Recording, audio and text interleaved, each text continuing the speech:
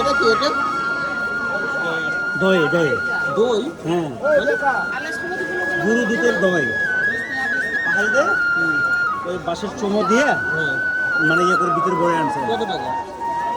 500 টাকা মা মা এটা 100 টাকা, এটা 50 টাকা। ভিতরে দই খাবো কিভাবে? ডালে খাবেন? এই অবস্থায় কিনে নিয়ে যেতে হবে? হ্যাঁ হ্যাঁ হ্যাঁ। তো দই এটার মধ্যে বলতে গেল? না না না, দুধ ভরাইছে এখানে। দুধ ভরানোর পরে এটা আপনি যখন ইয়া দিয়ে রাখছেন, এটা 2-3 দিন পরে এটা আপনার দলা হয়ে যাবে, দই হয়ে যাবে। এটা টক দই না মিষ্টি দই? এটা একটু টক হবে। দেখানো যাবে? এটা দেখেন, এটা এটা অরিজিনাল দই। এটা আমাদের পাহাড়িদের ঐতিহ্যবাহী একটা দই। এটা এরকম সিস্টেমে করে এটা। এই যে দেখছেন, পিওর একেবারে। এটা বোতলে আলাদা সিস্টেম। এটাই তো এটা হচ্ছে, হ্যাঁ